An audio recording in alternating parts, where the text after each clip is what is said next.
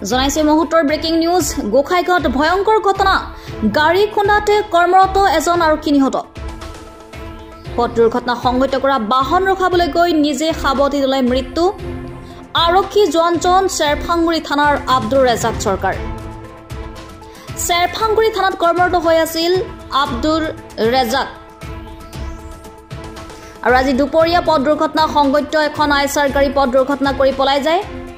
পলাই যোৱা গাড়ীখন আটক কৰিবলৈ পিছে পিছে এখন গাড়ী লৈ গোখাইগাঁৱৰ পানবাৰীলৈ যায় দুৰ্ঘটনা সংঘটিত কৰা গাড়ীখন ৰখাবলৈ ইংগিত দিয়া সময়তে আৰক্ষী জোৱানজনক খুন্দা মাৰি পলাই যায় চিকিৎসালয়ত নিয়াৰ পূৰ্বে মৃত্যু হয় আৰক্ষী জোৱানৰ তোমাৰ জনাইছে মুহূৰ্তৰ ব্ৰেকিং নিউজ গোখাইগাঁৱত ভয়ংকৰ ঘটনা গাড়ী খুন্দাত কৰ্মৰত এজন আৰক্ষী নিহত পথ দুৰ্ঘটনা সংঘটিত কৰা বাহন ৰখাবলৈ গৈ নিজে সাৱটি ল'লে মৃত্যু আৰক্ষী জোৱানজন শ্বেৰফাংগুৰি থানাৰ আব্দুৰ ৰেজাক চৰকাৰ শ্বেৰফাংগুৰি থানাত কৰ্মৰত হৈ আছিল আৰু আজি দুপৰীয়া পথ দুৰ্ঘটনা সংঘটিত এখন আইচাৰ গাড়ী পথ দুৰ্ঘটনা কৰি পলাই যায় পলাই যোৱা গাড়ীখন আটক কৰিবলৈ পিছে পিছে এখন গাড়ী লৈ গোখাইগাঁৱৰ পৰা পানবাৰীলৈ যায়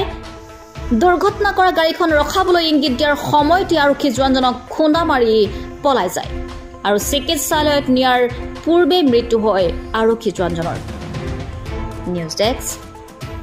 নিয়মীয়া খবৰ